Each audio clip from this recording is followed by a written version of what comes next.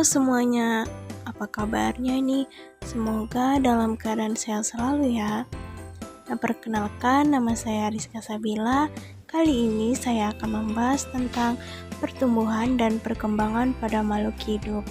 Nah, di sini kita akan membahas apa itu makhluk hidup, apa saja ciri-cirinya, dan bagaimana pertumbuhan dan perkembangan pada makhluk hidup.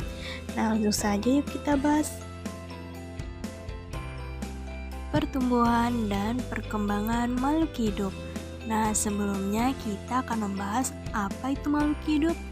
Nah, makhluk hidup adalah organisme ciptaan Tuhan yang dapat berkembang biak dan beradaptasi dengan lingkungannya, serta mampu mempertahankan dirinya dari berbagai bentuk perubahan lingkungan yang mengancam hidupnya.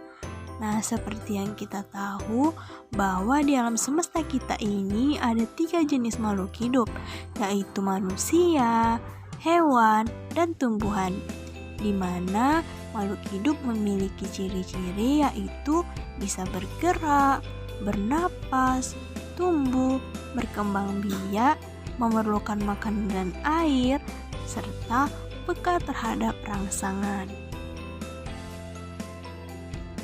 Nah, selanjutnya kita akan membahas tentang pertumbuhan dan perkembangan pada makhluk hidup. Nah, pertumbuhan adalah proses bertambahnya ukuran, volume, dan massa yang bersifat tak dapat diubah pada makhluk hidup. Nah, pertumbuhan ini biasanya berhubungan dengan keadaan fisik seperti bertumbuh menjadi besar. Sedangkan perkembangan adalah suatu proses menuju kedewasaan untuk menjadi makhluk yang sempurna seutuhnya. Nah, perkembangan ini tidak terbatas pada usia. Artinya, makhluk hidup akan terus berkembang seiring bertambahnya usianya. Lalu, apa saja sih contoh dari pertumbuhan dan perkembangan pada makhluk hidup? Nah, di sini kita ambil contoh dari pertumbuhan dan perkembangan pada manusia. Nah, pertumbuhan pada manusia itu contohnya seperti tumbuhnya rambut pada bayi, tumbuhnya rambut berwarna putih pada usia lansia, pertumbuhan manusia yang ditandai dengan bertambahnya tinggi seseorang, dan pertumbuhan manusia yang ditandai dengan perubahan berat badan. Lalu, seperti apa sih perkembangan pada manusia?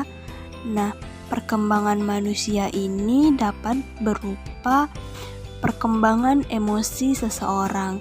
Nah, contohnya itu seperti ketika kita masih kecil, saat kita kehilangan barang, maka kita akan menangis. Karena pada saat itu kita belum bisa mengontrol emosi kita sendiri. Namun ketika kita sudah beranjak dewasa, maka kita akan mencari barang yang hilang tersebut dan tidak akan menangis lagi. Nah, karena hal itu merupakan perkembangan atau kemampuan berpikir kita sudah berkembang. Berakhirlah pembahasan kita kali ini mengenai pertumbuhan dan perkembangan pada makhluk hidup. Semoga apa yang saya sampaikan bermanfaat bagi teman-teman semua. Thanks for watching and see you next time.